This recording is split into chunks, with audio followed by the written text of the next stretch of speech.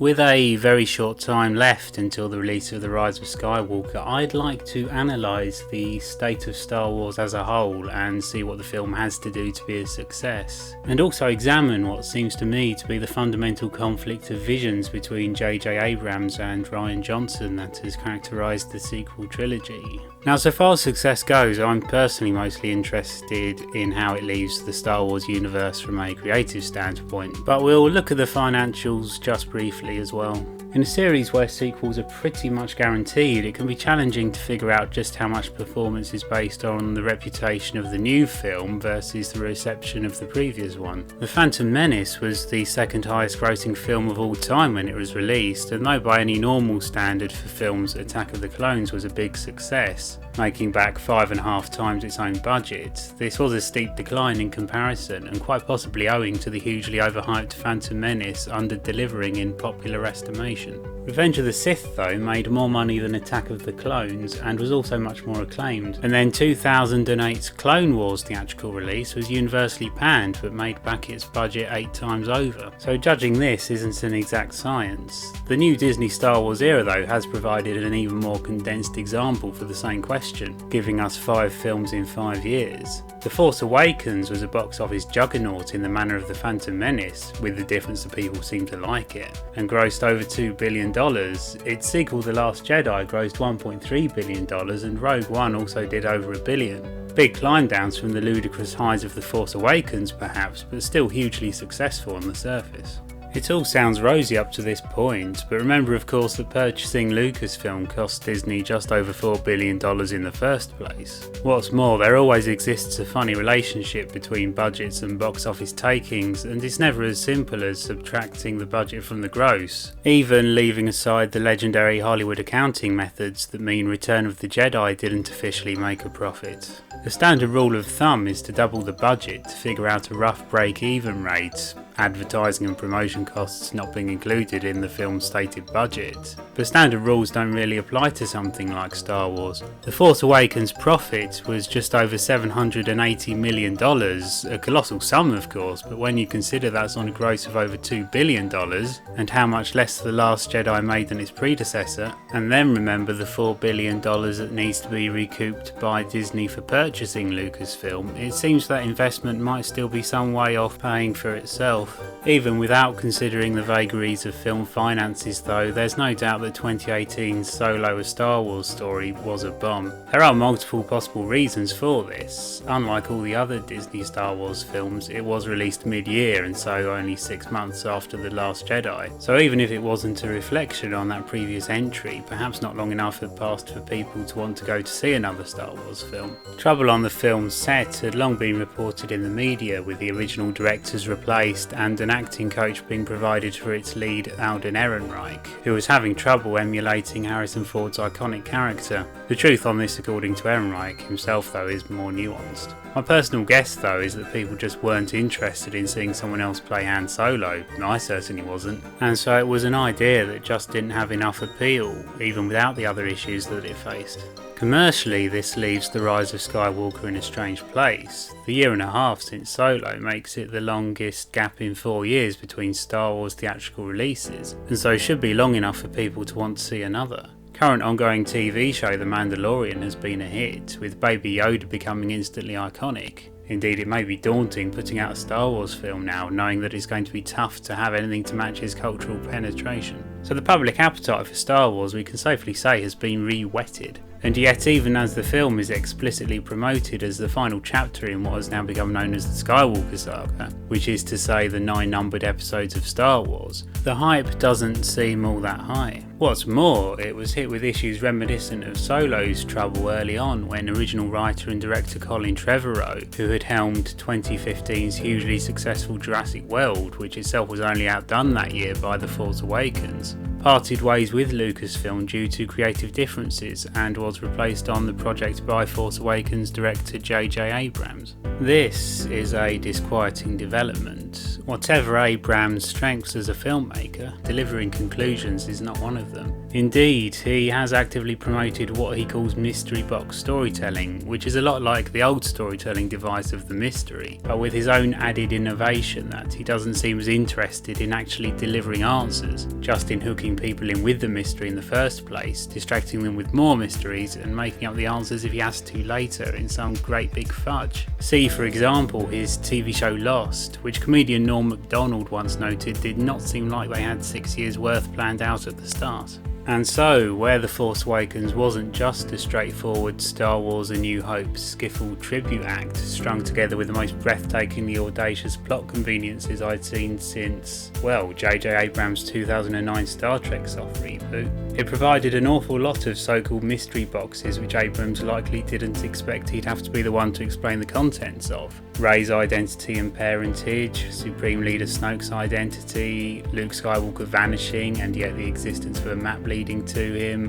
how Maz Kanata has Anakin's lightsaber, literally described in the film as a good question for another time. All these dangling threads and more were left unresolved for the subsequent filmmakers in the trilogy to deal with. It is here that Rian Johnson, writer and director of Star Wars Episode 8 The Last Jedi, enters the scene. Watching The Last Jedi gives the impression that Johnson was writing a sequel to an abandoned earlier version of Episode 7, in almost no time at all since the last one, despite the loss of the galaxy's largest and most nonsensical superweapon, Starkiller Base. We discover that the First Order, far from suffering any kind of setback because of this loss, has actually managed to conquer the entire galaxy. Despite this incredible achievement, surely unrivaled in galactic history, its architect General Hux has now been relegated to comedy dupe recipient of a prank call and force punching bag for Supreme Leader Snoke's hologram, a cross between The Simpsons' Moe Szyslak and Tom from Tom and Jerry.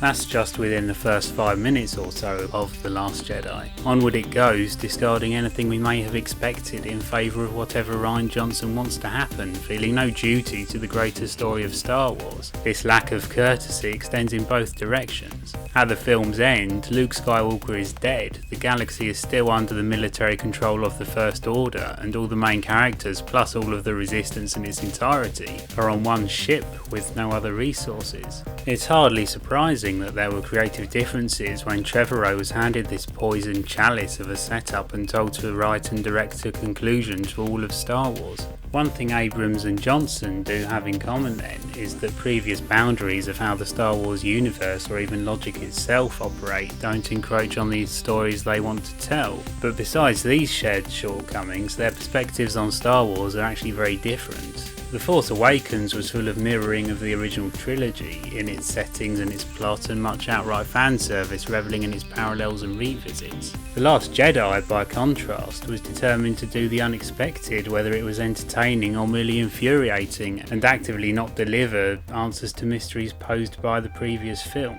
In The Last Jedi's central scene, Kylo Ren bases his offer to Rey on his earlier message that she should let the past die and kill it if she has to. This has also been his struggle, both at the end of the previous film in killing his father Han Solo, and also in The Last Jedi as he hesitated in attacking the part of the ship where his mother Leia was. A genuinely shocking moment, which was then completely ruined by being followed by the single worst scene in all of Star Wars history. One wonders if Kylo Ren's struggle here is an intentional mirror for Johnson's own attitude toward and treatment of Star Wars. Democratization of the Force is another aspect of this revolutionary rethink of Star Wars. George Lucas has previously explicitly called Star Wars a family story, and both the importance of the Skywalkers in particular and the seeming heritability of Force ability in them meant that upon Rey being introduced as someone with strong awakening Force power and unknown parents, one of the biggest subjects of fan speculation was who her parents actually are. Her Force power led to the assumption that her parents must be special people, be they Skywalkers or Kenobis or even Palpatines. Johnson, though, completely rejected this by having Kylo Ren tell Rey that her parents were nobodies, and also emphasised his new take on how you don't need to be special to have the Force by showing a young stable boy using it to pick up his broom in the film's final scene. With Kylo Ren as the current embodiment of the dynastic element of Star Wars, being the son of Han and Leia and one of the most powerful Force users around in the sequels, and being the one conflictedly striving to kill the past that itself gave rise to him, him, the parallel to Rian Johnson, a Star Wars fan steeped in its milieu and yet determined to utterly reform the way it operates, seems clear to me. Perhaps Johnson sees a little too much of himself in those people on the internet who engage in fanish speculation and theorising, and whose parade he was determined to rain on by providing no answers, and insulting them for having been naive enough to have tried to find some.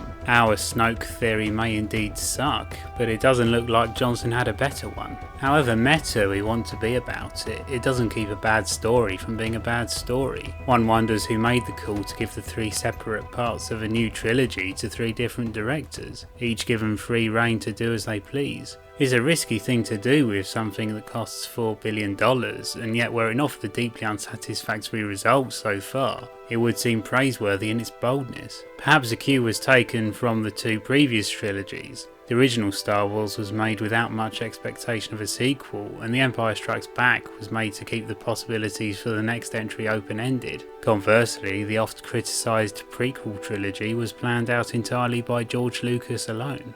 J.J. Abrams did supposedly have his own plan for how the trilogy should play out, but Rian Johnson was under no obligation to follow it, and so did discard it. As such, speculation and trying to piece together clues, as fans are wont to do, might be an entirely useless pursuit as they presuppose intelligible answers that can be figured out from existing evidence. Dissatisfaction with the state of things narratively has led to a schism in Star Wars fandom between the old fans who feel betrayed, and for whom a concomitant cottage industry of YouTube videos critiquing The Last Jedi to pieces has sprung up, and social justice warrior types who aren't as concerned with the narrative flaws of hyperspace ramming or surviving the vacuum of space, with the Force somehow, as long as there's plenty of strong women and diversity. As such, one gets to bypass actual analysis of the film's faults through the bulverism of a wokeness test. It's even genuinely suggested that the film's low Rotten Tomatoes score is due to those pesky Russian bots. With the heightened atmosphere among fans since The Last Jedi, the sequel's critical section has made much hay out of alleged Rise of Skywalker plot leaks and unverifiable reports of chaos behind the scenes, amid poor audience testing and multiple cuts and reshoots. I've become numb to it all, but some reputations in this curious ecosystem that sprung up over the past 2 years look set to be made or broken depending on what actually happens in the film.